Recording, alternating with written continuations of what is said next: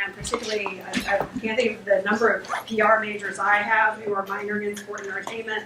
And so I invited them as we kind of continue to explore how do we fit PR into this concentration. I thought this campaign was a great example for them to see that. So I will stop talking now and turn it over to our Thank you, Ms. Davis. We appreciate it. All right, welcome. We have been working with the U of SC softball team. I'm Emma Bookman. I'm Kendall Davey. Today on stage. And I'm Hunter Sox. We're going to start you guys off with a video that was kind of like a highlight and a really special moment for us throughout this campaign that we were able to achieve.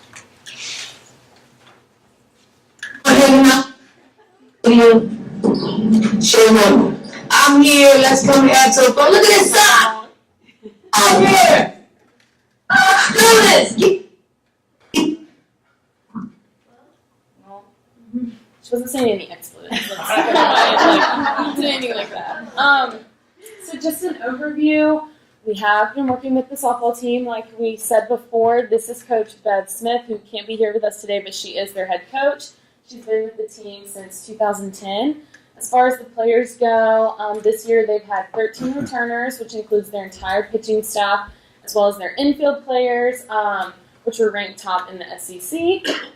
As far as the team goes, they're a very passionate and driven team. They play with a lot of heart, and just getting to know them, we learned that they're very connected with one another and they're very close. So, and that shows on the field when they're playing, and that was just something interesting that we got to see. As far as our campaign goes, one of the main things we wanted to achieve was student loyalty for the softball team from students here at South Carolina. And we wanted to do this by doing a handful of different tactics that really targeted our students, even though the softball team does already have a dedicated group of fans from just people in the local Columbia area, as well as young aspiring softball players and USC alumni and fans of other Gamecock sports as well. So before we could begin our campaign, we had to first do some research. We did a Qualtrics survey and had about 150 plus responses from students of different backgrounds and organizations throughout campus. Our first question was, or one of the first, was if you have attended a Gamecock softball game, and then following that was this one, it was how many times you had attended, and most students who had attended had only attended games once or twice. And then from there, we were wondering why students may not attend, and the response that we got the most, I can't really see the percentage, but sorry, the graphics are a little bad, was that a lot of students don't attend. So we figured from there we would plan our campaign to not only get more students there, but to keep more students there, and assume that if we could get students there, their friends would come, we could build a student section, and they would continue to come to more games throughout the season.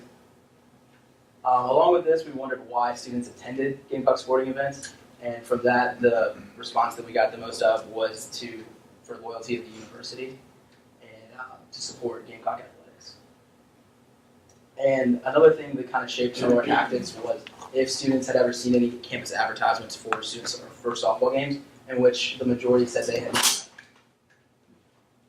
So our strategic plan, the goal of our campaign was to enhance loyalty to the Gamecock softball program, and we wanted to do this by increasing attendance of students at home softball games by 50%, by securing at least one news story in student media, and by increasing the followers on Twitter by 300 people, all by April 28th, which would pull together our campaign.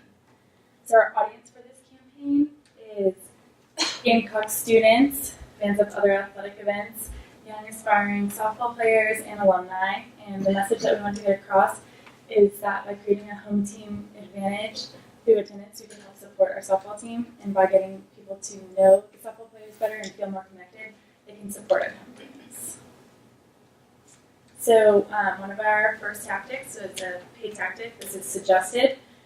We found through research by asking, what do you think Gamecock softball program could do to get more students to attend games? A lot of people answered that they didn't know when games were, and they did not see advertisements going out about that. So one way we thought that would help is if you boost a post around when games are, times and locations, and so that students know when they are able to go.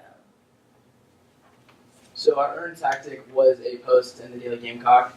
We pitched the weekend series against Alabama, which is what our campaign our tactics surrounded, planning around one weekend, and pitched it to the Daily Gamecock and a couple of other news outlets around the area.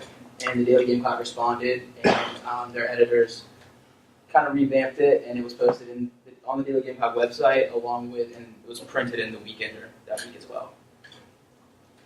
So social media was a huge factor in our campaign, with most college students being on Twitter. We used that as the primary source to post content. If you remember seeing the video of Don Stanley in the beginning, you couldn't really hear it, but it was just a video of her encouraging students and fans just to get out to the softball game.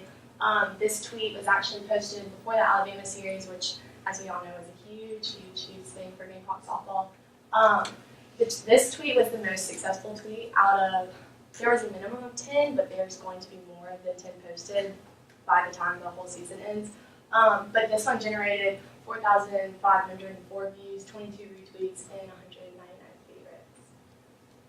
This is another example of the tweets that we have. We were able to kind of build off of social media to support our other tactics, like our Green Street event, which you'll hear about in a little bit, and our digital signage that we were able to create.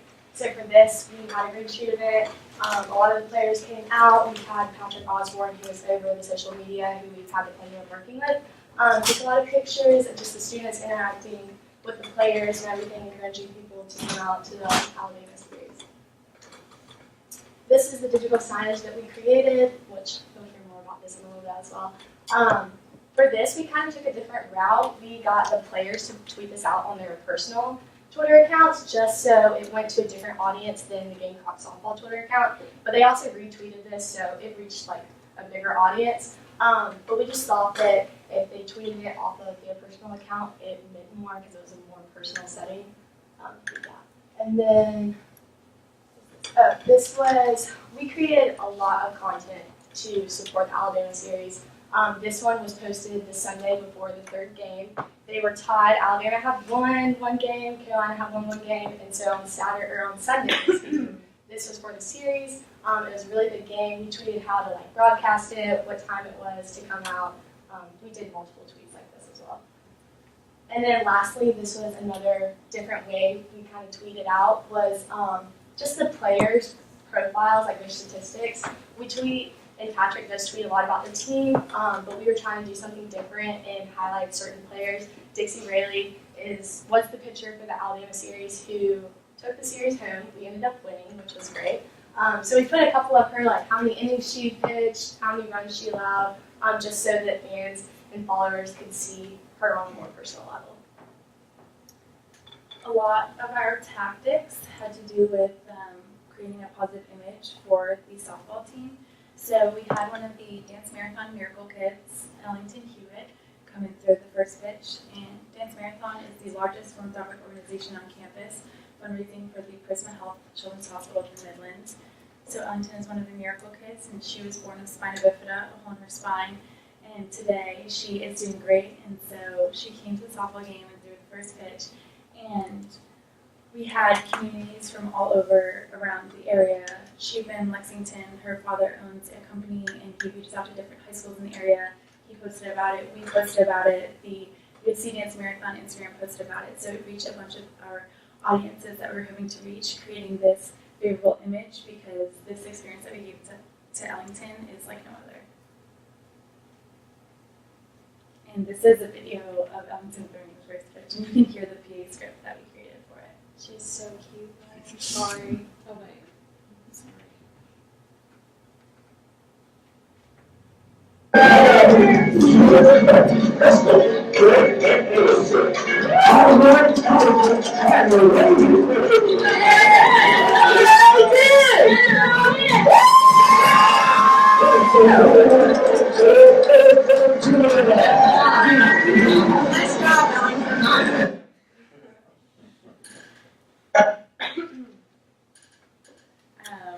As we mentioned, we had a lot of our tactics around the Alabama series. So on April 4th, Thursday before the series, we hosted a Green Street event where we allowed students to come and meet the players and get to know them so that they have the chance to get to know them and want to support them at home games. So we had 15 players, a few of the coaches, Champ Staley and Spike Ball, and we had over 200 vouchers handed out. Most of them had a voucher so that you could get a free t-shirt at the game this coming weekend. And we handed out all of our vouchers, so that just shows how many students came to the event and interacted with our players. And that weekend we had 2,156 fans at the game, which we can take a little bit of credit because of this event because we allowed students to get to know them. So for our own tactic, we toured the facility one day and got to meet the players and all the coaches and assistant coaches, and it was really neat. That day we interviewed players. We were planning to write an article to post in the Daily Gamecock to promote Gamecock Softball along with player profiles, and we were able to do some videos for social media that day as well. Sadly, the Daily Gamecock said that they would be the ones that had to reach out and do the interviews so they could write the articles. So nothing got posted in it about that, but they said if we would have reached out a little bit sooner, they would have had more time to do that. So in the future, it might be a good idea to reach out earlier in the season to have them create these player profiles. Our final tactic that we were able to implement was digital signage around campus. This is one that we made to be posted at the Darla Moore School of Business and the School of Journalism and Mass Communications. We had this posted the week leading up to the Alabama series. Again, this was a series we wanted to focus on because it was huge for Gamecock Softball, and they ended up winning, so everything about that was great. So we used this hashtag HighHopesSC, which is used by the softball Twitter account as well as their Instagram and the players just regularly.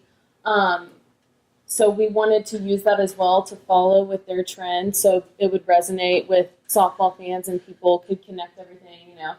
And we also did it so we could measure how many students viewed the sign, and it was tweeted 36 times, not counting the actual Carolina Softball Twitter account.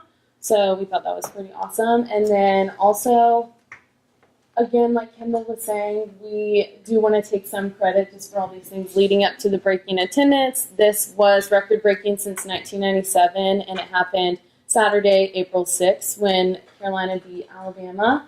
And it was huge for them and huge for us to see, so we really enjoyed doing that. We'd like to thank you again, Charles, and our visitors as well for coming to listen to our presentation. Do you guys have any questions for us? Thank you.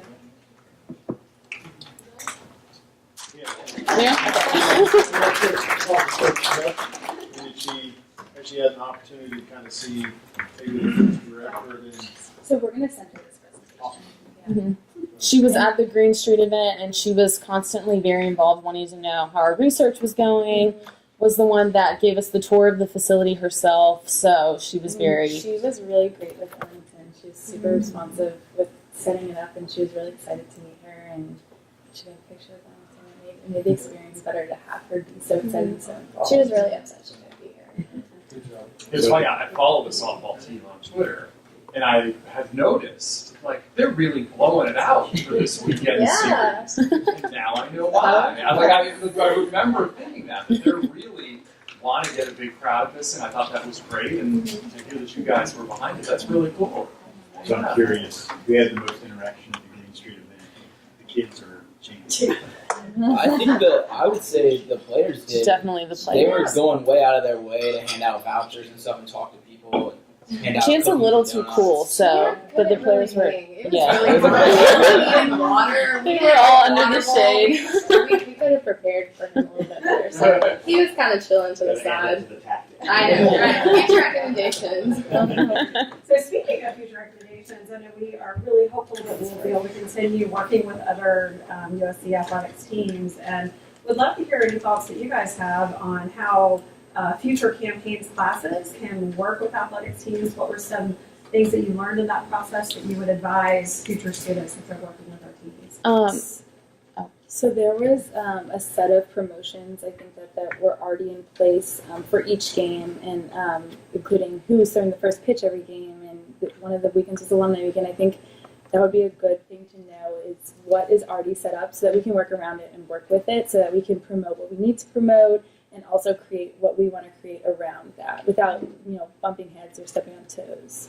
Yeah, that's a challenge. Yeah. That, every sport has their own marketing person. per Of se. course, yeah. So some of those have been scheduled months in advance. Right. Oh, well, that's what we were thinking. Some of them were, I think, Right. a year in advance. So we figured out how to maneuver around it, but I think it would be to figure it out and work with that would have been more successful, even though it was still very successful.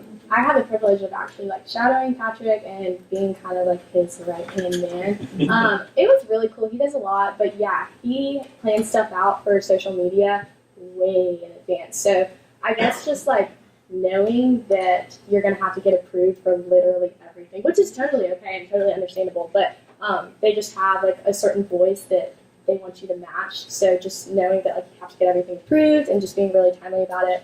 That would be my only teacher recommendations. But no, I had a blast working with him. He was really, really great. He's good. Mm-hmm. One thing I will say is that we tried, one of our tactics initially was going to be student incentives for coming to softball games. And what we were trying to do was reach out to the Greek Week organizer, which conveniently was actually the week before the Alabama series. So just the way everything was coming together, we were like, this could be great, all Greek students could come to a game and receive some type of incentive through Greek Week. It was like points or something like that, just to kind of unite different organizations between athletics and student orgs. But unfortunately, they had things planned ahead of time, and we found out that it's kind of hard to specify certain incentives within the softball program for just specific students instead of all of them. But I do think this could be something that would be beneficial in the future because this is a huge campus, but it is divided among a lot of different organizations. So kind of grouping people like that to get them to come to athletic events could be something that could be successful. I'm curious, I know you, as part of the project, is you need to measure the results. But would you have found it, knowing the challenges with the time frame of what we already have in place, would you have been better off having a fall sport to work with rather than in the spring semester? So let's say you would have worked on volleyball now so that it could be implemented in the fall. Well, so that's what, if you were creating a program around it, I would say you should start planning in the fall for the spring and vice versa, because if we had planned ahead, because we came in almost like middle of the season, your first game was when we had just started doing our research. So if we had been able to plan ahead of time, there were a lot more we could have done with it. So I would suggest if you are going to create a program, give them plenty of time to plan, because that way we could have done Greek Week, and I think that would have been like a whole other ball game. So Something else that I think may be beneficial too would be working with the club sports teams, because they don't get as much promotion as they should, and so you wouldn't be stepping on anyone's toes who are already doing marketing or already have stuff planned, because I'm sure that they don't really have as much planned as probably a player who's running that, and so you could work more directly with them. I want to say one more thing going off of that. So like I said, I was like working with Patrick a lot with the social media, and it was a lot easier creating social media like content and posts after I had met the players. So I guess if you were saying like if you have a spring class and working with like a fall team, if you would be able to like meet with them and like interview them and stuff, then like that'd be a good idea. But I know like I feel like I know the players a lot more. Like I know all of them now. I'm like, oh, that's Jana, that's Mackenzie. Which is really cool because you get to learn them outside of like the softball field, and you get to learn them as like a person and a player and a student, and it's easier to talk more highly about them once you know them on that level. Did you have a question, Steph? Oh yeah, so with a voucher split, whenever they turned it in, you're all able to see how many people actually turned in and got a t-shirt based on that, like, little swap scenario thing? So actually, the majority of the flyers that we did hand out at the Green Shirt event were just to come out and support Gamecock Softball, and a smaller number was vouchers for a t-shirt. Unfortunately, when Hunter and Savannah got to the game Friday night, there was some confusion between us and the marketing people and where these t-shirts were going to be found and things like that. So unfortunately, that wasn't measured as accurately as we planned, but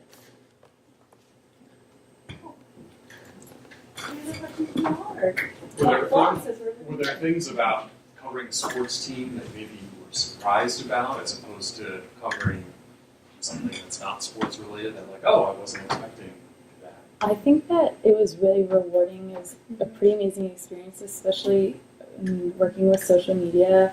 I feel like you see a different side of it. Also, the sports team kind of, when we all went to do the interviews, and they kind of like took us in and made us feel like a part of it. I feel like they make you almost a part of the team. And I don't know if all sports are like that, but the softball team was. And they said that a lot of them said the reason why they came here is because the team was like a family, and they pulled us right in. So I don't know if it's like that with all sports, but I'd say that was definitely a great aspect of it, and it's rewarding to kind of see the success and feel like you could be a little bit a part of it.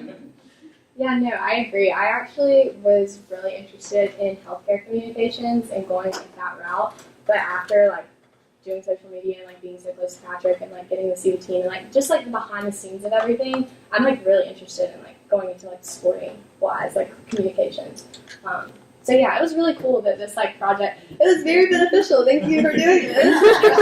I learned Did something. you all attend all 3 games? We attended all three. someone was there, yeah. Someone was there every single game. We were super fans for sure. But ironically, that Sunday game, our live sports production class was the production group for that game. Oh, really? So they running the cameras and all that. Oh, that's awesome. You were there, did the school board work? We did. I saw that. I saw that. With the jersey retirement of Trinity Johnson, yeah, I was there for that. I was up in the press box. We were having lots. She's VIP. Not what you were. No, I know. It was a nightmare up there. I heard a lot of words that I can't repeat right now. Okay, are there any other questions or comments from you guys? Well done. Thank you so much. Thank you. Before y'all sit down, let me just turn off this light, and we'd love to get a picture of y'all with Charles. If maybe somebody will hold up your campaign book, a little visual there. Oh. We'll come up. You almost have it on the screen on that way. I wonder if I can begin